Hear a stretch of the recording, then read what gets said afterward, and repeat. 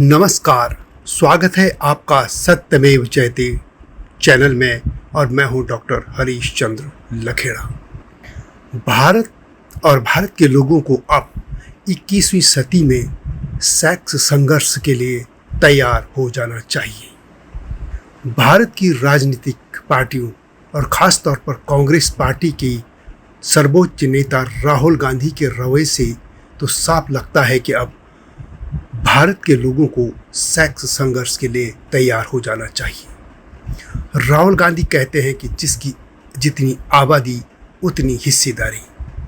वे देश की सर्वोच्च पंचायत यानी संसद के लोकसभा सदन में बजट पर चर्चा करते हुए जब हलवा सेरेमनी के जरिए बजट बनाने वाले अफसरों की जाति को बताने की कोशिश करते हैं तो यह से पूरा भारत जो कि विकसित भारत होने की तरफ बढ़ रहा है उसका सिर शर्मसार हो जाता है। सबसे पुरानी पार्टी और जिसने देश पर सबसे अधिक समय तक राज किया, जिसने पंडित नेहरू, लाल बहादुर शास्त्री, इंदिरा गांधी, राजीव गांधी, नरसिंह राव, डॉक्टर मनमोहन सिंह जैसे प्रधानमंत्री दिए, उस पार्टी के नेता अब जाति की बात करने लग गए हैं। वे अफसरों की में भी जाति देखते हैं। वे सदन और चुनावी भाषणों में कोई अंतर नहीं देखते। उनके भाषणों से लगता है कि अब सभी लोगों को अपनी अपनी जाति की संख्या बढ़ाने की कोशिश में लग जाना चाहिए, क्योंकि तभी तो हिस्सेदारी ज़्यादा मिलेगी। इससे साफ है कि प्रत्यक्ष या अप्रत्यक्ष तौर पर भारत को अब सेक्स संघर्ष में धकेलने के प्रयास तेज हो गए हैं। संयुक्त राष्ट्र यूएन ने कहा है कि भारत की जनसंख्या 2060 के दशक की शुरुआत में लगभग 1.7 अरब तक पहुंच जाने का अनुमान है। हालांकि इसके बाद इसमें से 12% की कमी आएगी, लेकिन इसके बावजूद यह पूरी शताब्दी के दौरान विश्व में सबसे अधिक आबादी वाला देश बना रहेगा। भारत की जनसंख्या 2024 में 1.45 अरब तक पहुंच सकती है, जबकि 2025 में यह बढ़कर 1.69 अरब तक पहुंच जाएगी। इसके अनुसार यह भी अनुमान है कि सदी के अंत तक यानी 2100 में भारत की आबादी घटकर 1.5 अरब हो जाएगी। भारत 2022 में जनसंख्या के आधार पर चीन को पछाड़कर पहले स्थान पर पहुंच चुका है। उससे पहले चीन था। भारत में सबसे तेजी से आबादी मुस्लिमों की बढ़ती रही है, परंतु दलित समाज भी पीछे नहीं रहा है। यही कारण है कि जब लोकसभाओं का परिसमन हुआ था तो एससी कोटे के लिए 2 सीटें बढ़ा दी गई और यह कमी जनरल कोटे में हुई। नेता तो वोट बैंक के कारण खामोश रहे, लेकिन समाज भी चुप रहा। यानी आबादी बढ़ाओ और ज़्यादा पाओ। दक्षिण भारत के राज्यों की यही शिकायत रही है कि उन्होंने आबादी को नियंत्रण में रखा तो उनको कम पैसा मिलता है, जबकि उत्तर भारत के राज्यों की आबादी बढ़ती गई और उनको ज़्यादा पैसा मिलता है, क्योंकि केंद्र सरकार अभी भी राज्यों को जो पैसा देती है उसमें गाडगिल मुखर्जी फार्मूला लगाया जाता है और उसमें आबादी एक सबसे बड़ा फैक्टर होता है। यानी जिसकी जितनी बड़ी आबादी उसको उतना ज़्यादा हिस्सा मिलता है। अब राहुल गांधी जाति जनगणना की बात जोर शोर से उठा रहे हैं। उन्होंने पार्लियामेंट में संभवतः कोई दिन रहा होगा जब वो सदन में बोले होंगे, यह मुद्दा न उठाया होगा। अब तक समाजवादी खेमे के जातिवादी नेता ही यह मांग करते रहे हैं। बिहार के सीएम नीतीश कुमार तो जाति सर्वे करा चुके हैं, क्योंकि जनगणना तो केंद्र सरकार ही करा सकती है, गृह मंत्रालय के तहत जनगणना विभाग। लेकिन जो बिहार में हुई है उसे हम जाति सर्वे तो कह ही सकते हैं। नीतीश कुमार उस रिपोर्ट को सार्वजनिक कर चुके। हालांकि इस रिपोर्ट को बनाए जाने पर पहले दिन से पैदा हो गया था, उंगली उठा दी गई थी। कर्नाटक में भी इसी तरह का कोई सर्वे हुआ था, लेकिन उसकी रिपोर्ट जारी नहीं की गई थी।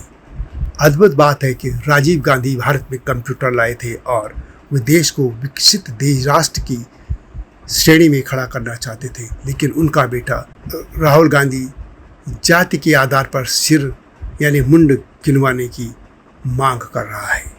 उनका एक ही फार्मूला है, जिसकी जितनी आबादी उतनी हिस्सेदारी। परंतु क्या आबादी ही लोकतंत्र में संसाधनों के बांटने का एकमात्र मानदंड होना चाहिए?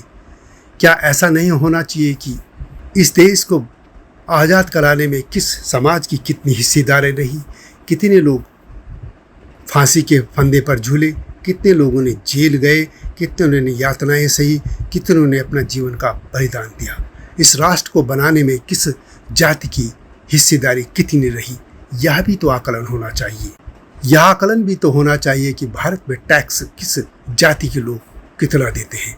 यह भी आकलन होना चाहिए कि देश में अपराध किस जाति के लोग करते हैं।